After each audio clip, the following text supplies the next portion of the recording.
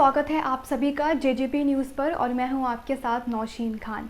Pegasus जासूस विवाद पर सोमवार को सुनवाई के दौरान सुप्रीम कोर्ट ने कहा कि वह यह जानना चाहता है कि आखिर इस मामले में अब तक सरकार ने क्या किया है।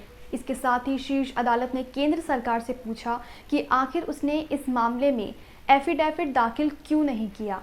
इसके साथ ही अदालत ने पेगासस मामले पर अपना फैसला सुरक्षित रख लिया है। सरकार ने अदालत के सवालों पर कहा कि हमारे पास छिपाने के लिए कुछ भी नहीं है, लेकिन राष्ट्रीय सुरक्षा के कारणों से हम इस पर एफिडेविट दाखिल नहीं कर सकते हैं। सरकार का पक्ष रखते हुए सॉलिसिटर जनरल तुषार मेहता ने कहा, इस मामले पर कोई बात एफिडेविट के जरिए नहीं कही जा सकती। एफिडेविट दाखिल करना और फिर उसे सार्वजनिक किया जाना संभव नहीं है। सरकार की ओर से पेश सॉलिसिटर जनरल तुषार मेहता ने खंडपीठ को बताया कि सरकार इस मामले में अतिरिक्त हलफनामा दायर नहीं कर सकेगी क्योंकि इसमें राष्ट्रीय सुरक्षा का मसला शामिल है। इसके बाद चीफ जस्टिस रामन्ना ने कहा कि अगर सरकार अतिरिक्त हलफनामा नहीं दाखिल करती है तो न्यायालय को इस मामले में अपना आदेश जारी करना होगा।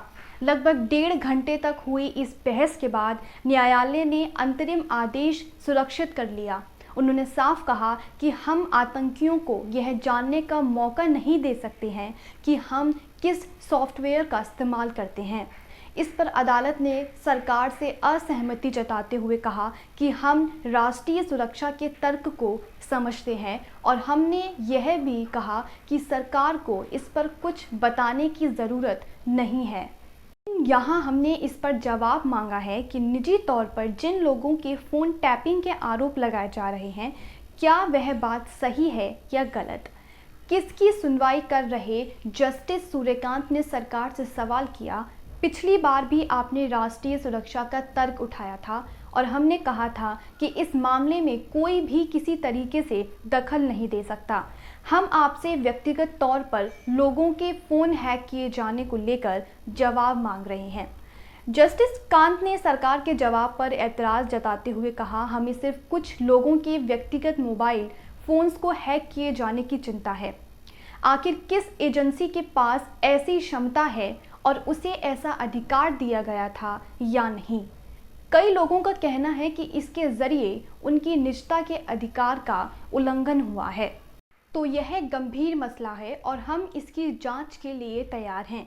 हम इस मसले की जांच के लिए एक्सपर्ट्स की एक कमेटी का भी गठन करेंगे। हम आपको पेगासस मामला संक्षेप में बताते हैं।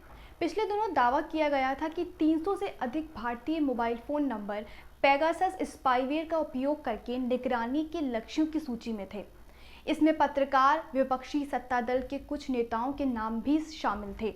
इस लिस्ट में राहुल गांधी, प्रशांत किशोर समेत कुछ जजों का भी नाम था। वैश्विक स्तर पर 50,000 ऐसे नंबर्स की लिस्ट जारी हुई थी जिनकी कथित तौर पर पेगासस से निगरानी हुई। पेगासस इजराइल की NSO ग्रुप कंपनी का निगरानी स्पाईवेयर है जिसे वह सिर्फ अधिकृत सरकारी एजेंसियों को बेचने का दावा करती है।